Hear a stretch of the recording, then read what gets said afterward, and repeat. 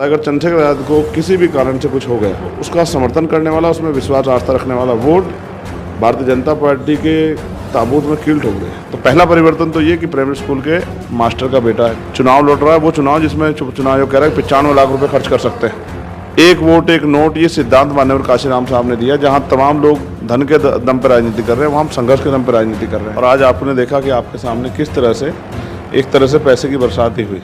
और वो छोटा भाई आपका मन से तमाम तरह की बातें करता है, ये क्या है? नादान है। तो चंद्रशेखर आज़ाद तो संघर्ष करके आया है, ज़मीन से आया है, लाठियाँ खा के, मुकदमे झेल के, मेरे पैरों के नाखून तक खींच ले गए, मेरे दांत तक तोड़ दे गए, मेरी रीढ़ की हड्डी में गैप है, इतनी लाठियाँ मेरे ऊपर पड़ी। हमने पाल समाज का सम्मेलन किया, प्रजापति समाज का समर्थन हासिल किया, हमने कश्यप समाज का, सैनी समाज का सम्मेलन, गुर्जर समाज का हमें 70, 75, 80% जो समर्थन हासिल है। जो पहलवान बेटियों के सम्मान की लड़ाई थी, जिसमें मैंने जान की बाजी तक लगाई, जिसके बाद मेरे ऊपर गोली भी चलाई गई, तो मैं लिख के देता हूँ कि जाट समाज का बहुत बड़ा समर्थन जो है वो हमारे साथ है। और कौन चाहता था कि समझौता ना हो? मैं या वो लोग? वो नहीं चाहते कि दलित राजनीति में कोई नया आदमी खड़ा हो, कि कितने भी जोड़ लगा लें, कितने भी साजिशें कर लें, कितने भी अफवाह फैला लें, कुछ भी कर लें, इस बार नहीं छोड़ने वाले।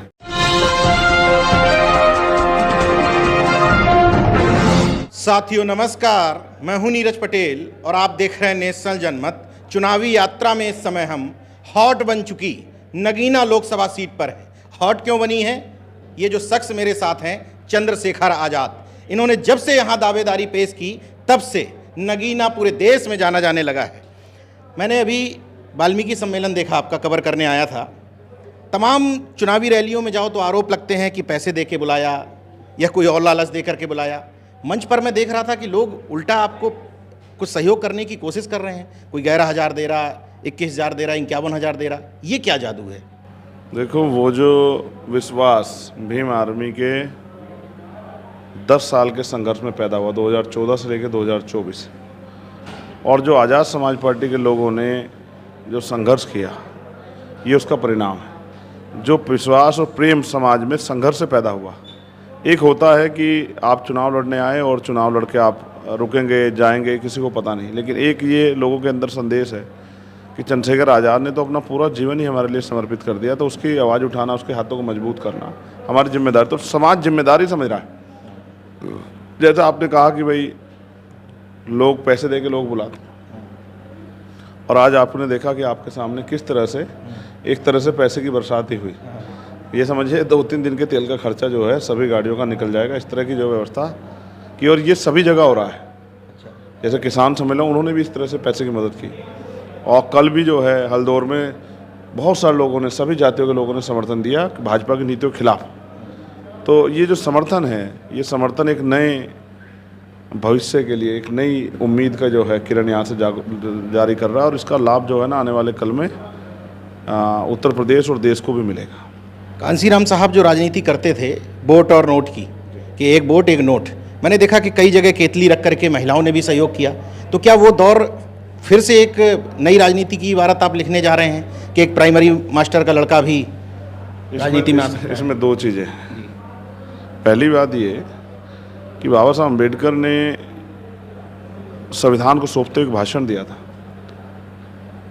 कि आज हम विरोधाभास की ज़िंदगी में कदम रख रहे हैं। राजनीति में 1 वोट 1 वैल्यू, राजनीति में तो हम लोग बराबर आ जाएंगे, लेकिन जब तक जो देश में व्याप्त है सामाजिक गैर बराबरी जाति के आधार पर, और जो आर्थिक गैर बराबरी है, जब तक वो खत्म नहीं होगी तो राजनीतिक लोकतंत्र, सामाजिक लोकतंत्र नहीं बनेगा।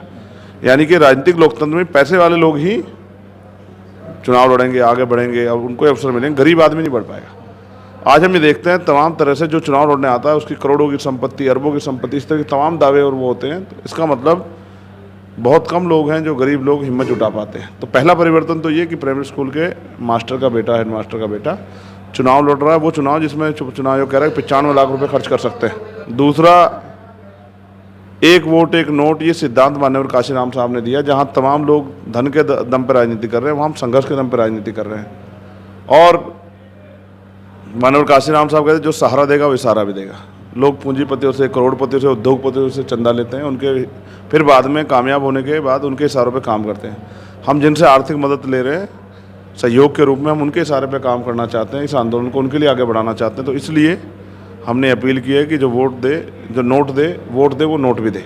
तो एक बड़ा सहयोग मिला। लेकिन बाद में क्या हुआ नॉमिनेशन के बाद ही चुनाव आयोग की तरफ से गाइडलाइन हमें मिली कि भाई आप जो है ऑनलाइन तो पैसे ले सकते हैं, ऑफलाइन नहीं ले सकते। तो हम तो ऑफलाइन का भी हिसाब देंगे, ऑनलाइन का भी हिसाब देंगे। और ये बड़ा आनंद में है कि बहुत सारे खर्चे बाहर से बाहर निकल जा रहे हैं, उसके लिए किसी आगे किसी की तरफ देखना नहीं पड़ रहा है। एक युवा नेता को आप भाई बताते हैं, कहते हैं कि मैं कहूँगा कि लोग रैलियों में, उनकी रैली में जाएं ताकि भीड़ बढ़े, और वो छोटा भाई आपका मन से तमाम तरह की बातें करता है, ये क्या है? नादान है। बड़े भाई का काम होता है छोटे भाई की गलतियों को माफ़ करना। बड़े भाई को दिल हमेशा बड़ा ही रखना चाहिए। जब वो मेरे जितने समझदार हो जाएंगे तो शायद गलतियाँ कम करें। अभी बहुत समय लगा सीखने में। अभी धूल कहाँ देखी है, अभी टूटी हुई गलियाँ कहाँ देखी है। अभी तो सब कुछ आसान हुआ है। बहन जी के संघर्ष से सब कुछ आसानी से मिल गया है। जब सड़क पर जाके लोगों के बीच कहाँ, अभी खून कहाँ देखा है। मैं अभी 3 दिन पहले था, मैं रास्ते में आया तो एक्सीडेंट हो गया। सब लोग खड़े तमाशा देख रहे थे। उसकी टांग, एक टांग कटी हुई थी, एक टांग बिल्कुल कट गई दूसरी, और ऐसे मांस सारे सड़क पर फैला हुआ था। सब देख रहे, पुलिस भी खड़ी देख रही थी। हमने तत्काल में और विवेक सैन ने गाड़ी रोकी, अपने गले का गमछा उसके ऊपर डाला, उसको बगल में भरा, कपड़े भी ख़राब हो गए पूरे, उसको अस्पताल लेके गए। वहाँ इलाज नहीं मिला, डॉक्टरों से लड़ाई लड़ी। दुख ये है कि हम उसको बचा नहीं पाए क्योंकि यहाँ अच्छे हॉस्पिटल नहीं है। बाद में पता लगा कि उस लड़के का नाम था सौरभ चौहान। तो मैं कभी संघर्ष करते हुए, किसी की मदद करते हुए जाति नहीं देखता हूँ। तो ये बात मैंने आपको इसलिए बताई कि अगर किसी नौजवान जो सोने की चम्मच लेके पैदा हुए हैं राजनीति में, अगर उनको मौका मिल जाए इस तरह के संघर्ष का, तो शायद उल्टियाँ ना रुके कई दिन। तो चंद्रशेखर आया तो संघर्ष करके आया है, ज़मीन से आया है, लाठियाँ खा के, मुकदमे झेल के। मेरे पैरों के नखून तक खींच ले गए, मेरे दांत तक तोड़ दे गए, मेरी रीढ़ की हड्डी में गैप है, इतनी लाठियाँ मेरे ऊपर पड़ी। और 500 से ज़्यादा दिन एक बार है मैंने 10 बाई 6 की कोठरी में बिताए हैं। मैं किसी को बुरा नहीं कहता, अच्छा है वो जो भी कुछ कर रहे हैं, बहुत सोच समझ कर रहे हैं। उनको लगता है मुझे नीचा दिखा के वो उनका सम्मान बढ़ेगा। इसके पीछे मुझे 2 कारण लगते हैं। पहला ये कि मुझे नीचा दिखा के वो मेरा मनोबल गिराना चाहते हैं, समाज में मेरी क्रेडिबिलिटी कमज़ोर करना चाहते हैं, आरोप लगा के झूठे। दूसरा, वो पॉपुलर होना चाहते हैं, मेरे ऊपर इस तरह टिप्पणी करके और पॉपुलर हो जाए। तो दोनों में जो भी वो कुछ करना चाहते हैं, समाज देख रहा है कौन सही है, कौन गलत और कौन क्या कर रहा है। मैं 2 दिन से नगीना में हूँ, एक चीज़ समझने की कोशिश कर रहा हूँ। मैंने अपना एक परसेप्शन बनाया, लेकिन मैं आपसे समझता हूँ। लोग कह रहे हैं कि समाजवादी पार्टी का वोट, बहुजन समाज पार्टी का वोट और चंद्रशेखर आज़ाद का वोट लगभग सेम है। तो कौन सा वो बीजेपी का वोट है जो आप उस काट करके अपनी तरफ ला रहे हैं, जिससे आप प्लस की स्थिति में दिखाई दें? आज जो सम्मेलन हुआ, ये वोट हमेशा से भारतीय जनता पार्टी के सहयोग में जाता था, हमारे पुराने नेताओं की गलती की वजह से, और ये 50,000 से ज़्यादा वोट है। फिर हमने पाल समाज का सम्मेलन किया, प्रजापति समाज का समर्थन हासिल किया, हमने कश्यप समाज का, सैनी समाज का सम्मेलन, गुर्जर समाज का हमें 70, 75, 80% जो समर्थन हासिल है। उसके साथ कल तो ऐतिहासिक ये था कि त्यागी समाज का, चौहान समाज का जो है समर्थन, और ये बड़ा आश्चर्यजनक था। लेकिन मैंने उनसे बात की तो उन्होंने मुझसे कहा कि देखो चंद्रशेखर, हम आपको सुनते हैं, हम आपकी बात को समझते हैं। आप जो लड़ाई लड़ रहे हैं अपने लोगों को ऊपर उठाने की, वो किसी को गिराने की लड़ाई नहीं है, और आपको हम देखते हैं संघर्ष करते हुए। आप जाति धर्म नहीं देखते, तो हम आपके साथ हैं। मैं तो सोच रहा था पता नहीं वो लोग मुझे वोट करेंगे नहीं करेंगे, लेकिन मुझे वोट देख के बड़ी खुशी हुई कि उन्होंने कहा जब हमारे बूथ खुलेंगे तो आप देख लेना कि जहाँ आपका बेस वोट नहीं है, जहाँ और समाज जो आपको देता है उनका वोट नहीं, और जहाँ हमारे वोट है हम आपको दिखाएंगे कितना समर्थन हम लोग आपको देते हैं। हम चाहते हैं कि मजबूत नेता खड़ा हो जो पार्लियामेंट में जाके क्षेत्र के लिए काम करे। हमने कई मेंबर ऑफ पार्लियामेंट बनाए, किसी ने पलट के भी देखा। हमें आपके ऊपर भरोसा है। जाट समाज के बीच में आपने काफ़ी काम किया, उसी दौरान गोलीकांड भी हुआ। किसान सम्मेलन अभी मैंने देखा। जाट समाज का किस तरह का समर्थन है आपके साथ? देखिए, किसान सम्मेलन बड़े पैमाने पे, उसमें जाट समाज के लोग ही थे। सिख समाज का बहुत बड़ा सहयोग वाहिगुरु जी कृपा की हमें मिल रहा है। और क्योंकि हमने किसानों के साथ 13 महीने मोर्चे पे लड़ाई लड़ी, और अभी भी जब किसानों पे गोली करी तो मैंने उनको बताया सरकार को कि इनको अकेला ना समझा जाए, बिल्कुल हम इनके साथ हैं। वहीं जो पहलवान बेटियों के सम्मान की लड़ाई थी, जिसमें मैंने जान की बाजी तक लगाई, जिसके बाद मेरे पर गोली भी चलाई गई, तो मैं लिख के देता हूँ कि जाट समाज का बहुत बड़ा समर्थन जो है वो हमारे साथ है। और आप समर्थन समझ रहे, आशीर्वाद और सहयोग, धन, तन, मन और धन, तीनों चीज़ से।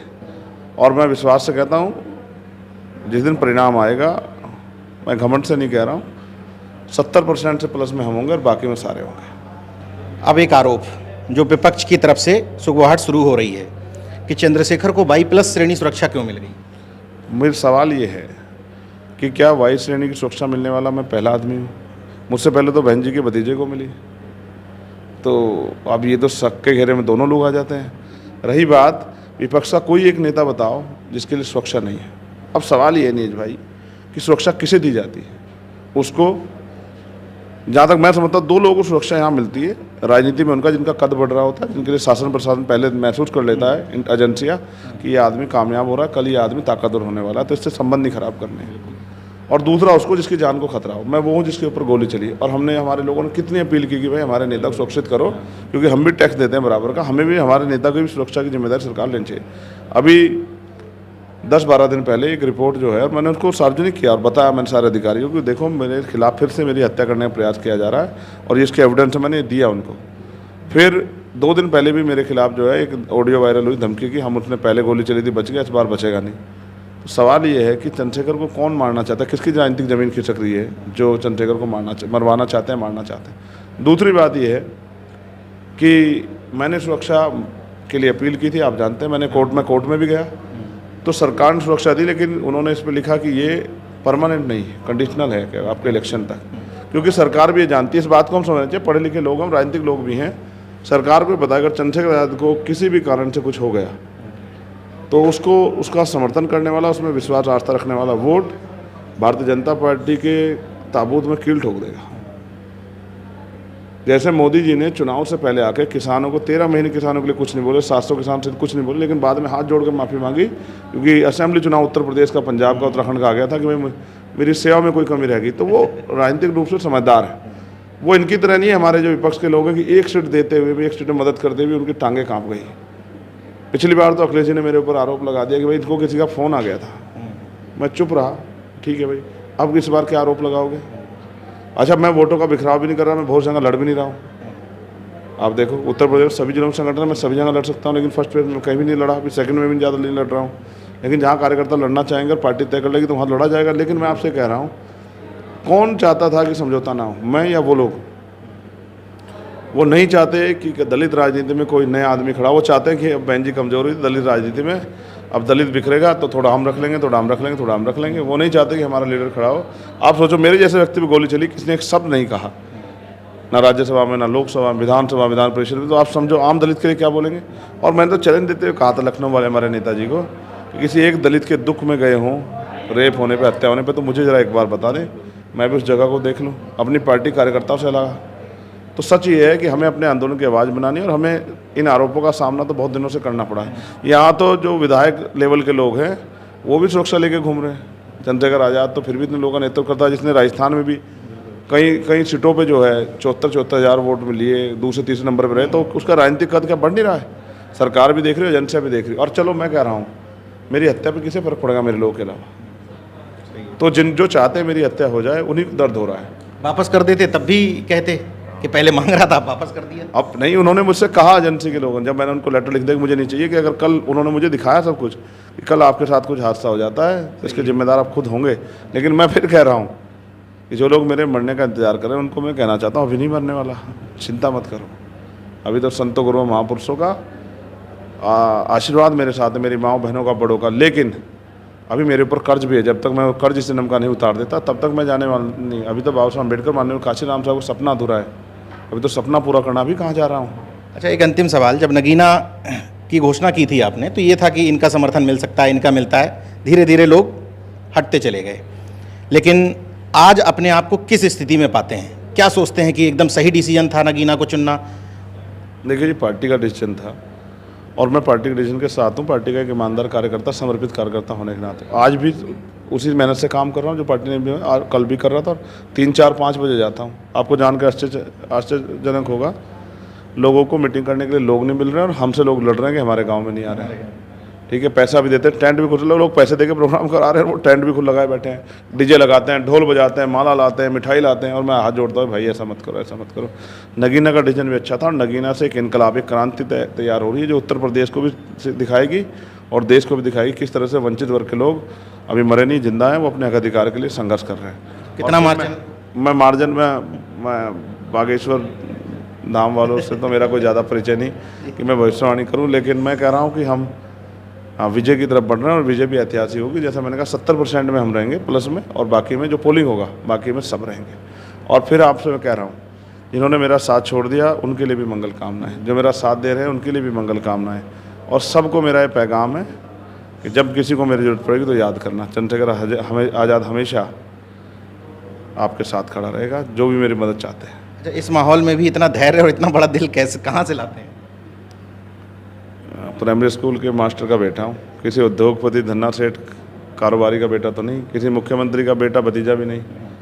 तो धैर्य के अलावा, संघर्ष के अलावा, देखो बुद्ध ने कहा मध्यम मार्ग, तो धैर्य मेरा हथियार है। इस हथियार से बहुत सा लड़ाई जीती जा सकती है। मुझे गाली देना, मेरे ऊपर आरोप लगाना ये आसान है, मेरी तरह मेहनत करना समाज के लिए कठिन है। मैं तो नेताओं से भी उम्मीद कर रहा हूँ 1600 महीने जेल तो काटो, सारे आरोप आपके दूर ना हो जाए तो मुझे बताना है।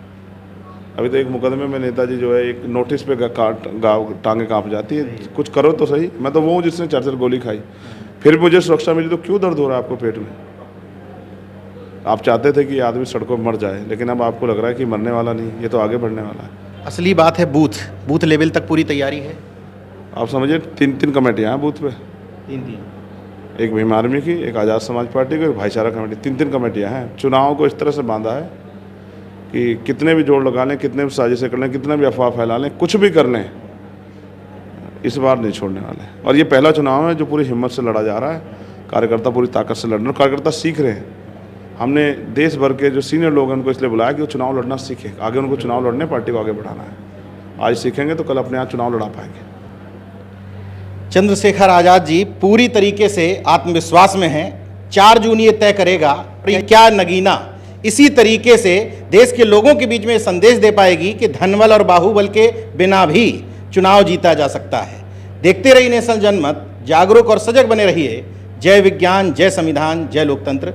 धन्यवाद। आपका भी धन्यवाद, और आपके दर्शकों से भी अपील कि अगर आप नगीना लोकसभा में कहीं रहते हैं, नेटौर में, नूरपुर में, नजीबाबाद में, धामपुर में, नगीना में, तो वोट फॉर केतली को वोट करें और चंद्रशेखर आज़ाद को लड़ाई लड़ने का मौका दें, अपनी सेवा करने का मौका दें। और फिर आप देखें कि किस तरह प्राइमरी स्कूल के मास्टर का बेटा आपकी सेवा करता है, आपके क्षेत्र में विकास के लिए कार्य करता, आपकी आवाज़ बनता है, नगीना स्तर पे भी, देश स्तर पे भी।